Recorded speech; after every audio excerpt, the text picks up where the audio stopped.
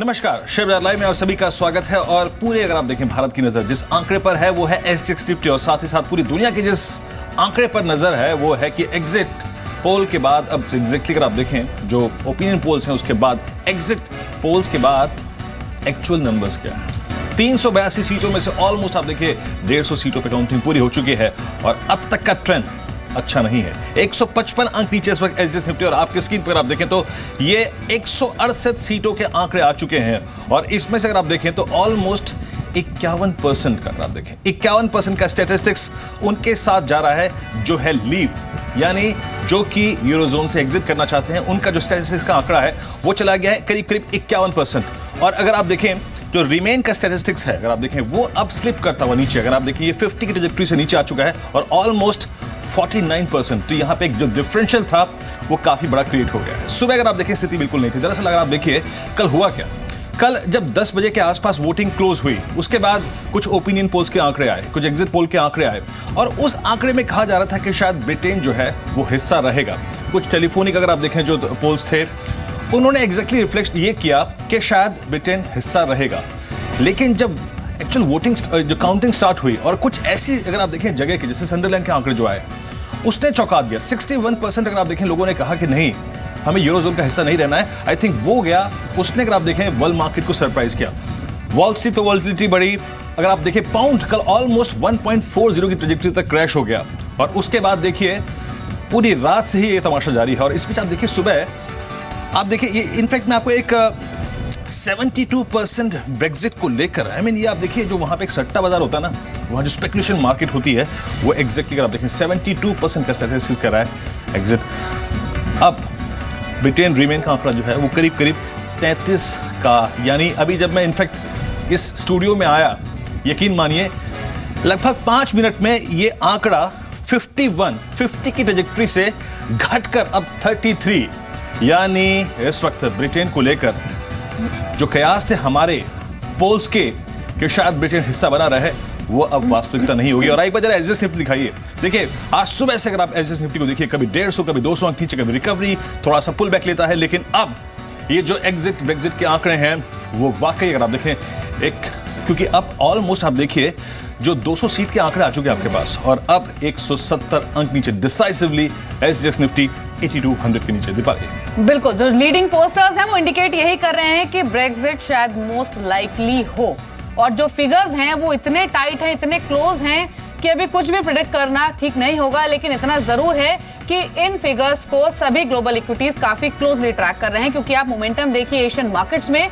Momentum आप देखिए SGX Nifty में एक हाई वोल्टेज ड्रामा ऑलरेडी हम देख रहे हैं। एसजीएक्स निफ्टी अब करीब करीब 150 अंक नीचे ट्रेड कर रहा है। अगर एशियन बाजारों का हाल देखें तो कमजोरी वहां और स्ट्रेच हुई है। जैसे जैसे यूरोप छोड़ने के पक्ष में वोट ज्यादा पड़ रहे हैं, वैसे वैसे इन मार्केट्स में दबाव हम अब तक ज्यादा देख रहे हैं। हालांकि 38% वोटों की अब तक गिनती हुई है, अभी भी जो मेजॉरिटी ऑफ जो वोटिंग है वो बची हुई है, लेकिन अब तक का रुझान यही इंडिकेट कर रहा है कि शायद यूरोपियन यूनियन से ब्रिटेन बाहर हो सकता है। लेकिन अब तक का जो यूरोपियन एशियन मार्केट्स का एक्शन है और अब तक की जो अपडेट है वो जानने के लिए सीधे चलते हैं मेरे सहयोगी संदीप के पास, जो कि हमारे साथ मौजूद हैं। संदीप, एशियन मार्केट्स में एक तेज बिकवाली ऑलरेडी हम देख रहे हैं, और अभी भी मैंने चेक भी किया कि जो यूएस फ्यूचर्स हैं, फिर यूरोपियन फ्यूचर्स हैं, वहां भी एक साफ तौर पे एक सेलिंग प्रेशर, एक दबाव देखा जा रहा है।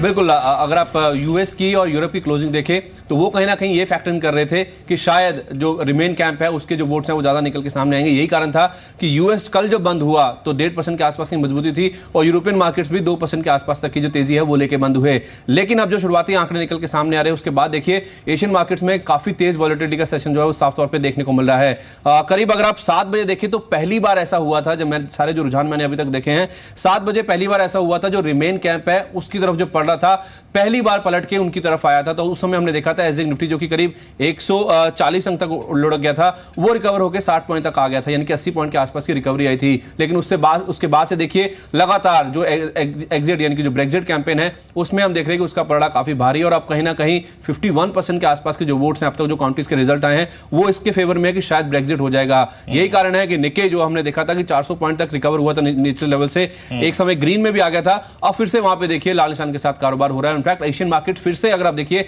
लाल निशान में फिसल गए हैं। तो उस लिहाज से देखा जाए, जिस तरह से रुझान आ रहे हैं और ब्रेक्जिट की और ज्यादा आंकड़े पलट रहे हैं, वही कारण है कि एशियन मार्केट जो कि रिकवर हो गए थे, अब फिर से वहां पे गिरावट आ रही है और एग्जिट निफ्टी भी भारी गिरावट की इंडिकेशन। एक्सट्रीम लॉसेस आपके स्क्रीन पे। संदीप, बहुत बहुत शुक्रिया आपका। और अगर आप देखें 38% वोटिंग कंप्लीट हो चुकी है और अब तक का जो आंकड़ा है वो ये कह रहा है कि एग्जिट की पॉसिबिलिटी बहुत ज्यादा है। लेकिन इस बीच आपकी अप्रोच क्या हो, हम क्या अप्रोच लेके चलेंगे, आइए देखते हैं हमारी अप्रोच क्या रहनी चाहिए आज के सेशन में। देखिए, जो करना था हमने कल कर दिया, आज तो करने का शायद वक्त ना मिले, लेकिन फिर भी अगर करने का थोड़ा बहुत वक्त मिला तो क्या कर सकते हैं। जब बाजार खुलेगा 9:15 पे, आइए देखते हैं। 12 बजे तक बड़ी उठापटक के लिए रहिए तैयार। अगर मन है तो सुबह स्टॉप लॉस लगा लीजिए या फिर टारगेट्स पर अपने निकल जाइए या फिर किसी भी रेंज में निकल जाइए। 12 से 1 बजे के बीच में सभी ऑप्शन सौदों को समेट लें। याद रखिए, ऑलमोस्ट जो ऑप्शन में वोलेटिलिटी थी जो वो थोड़ी सी क्रैश होगी जब इवेंट क्लोज हो जाएगा।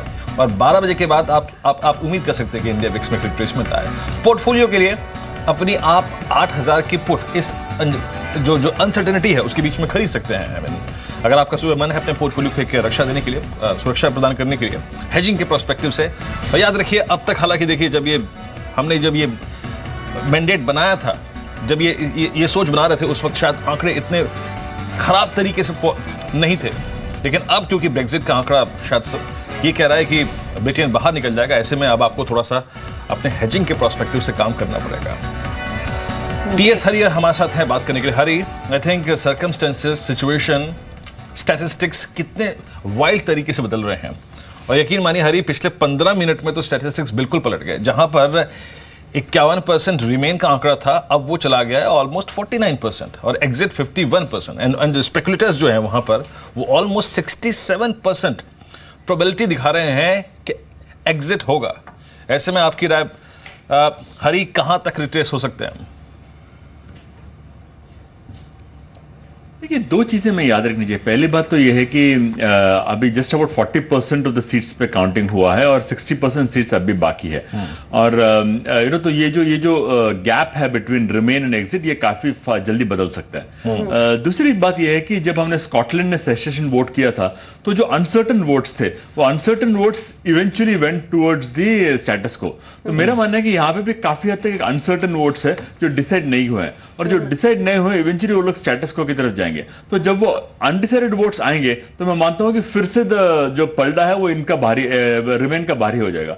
मेरा बिलीफ है कि इवेंचुअली कॉन्टेस्ट काफी टाइट रहेगा, but the advantage will be in favour of the Bremain group. तो eventually I would believe that UK will continue to be in the EU. Hari, जो आपने बात कही कि डिफरेंशियल अगर बहुत कम रहा, वही बात है कि अगर डिफरेंशियल कम रहा फिर क्या होगा? आप इस पर कुछ टिप्पणी करना चाहेंगे?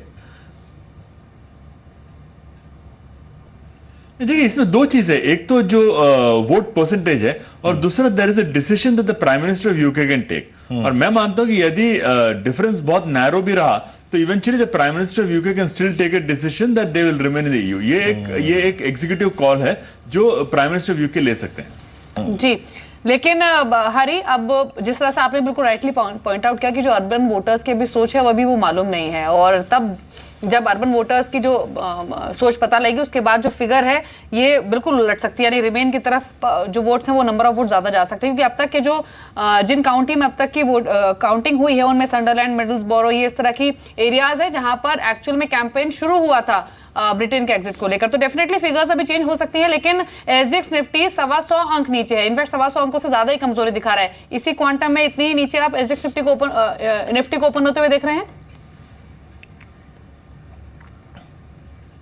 मैं मानता हूं कि जब तक फाइनल ट्रेंड्स नहीं आता एसजीएक्स निफ्टी पे डेफिनेटली प्रेशर बना रहेगा।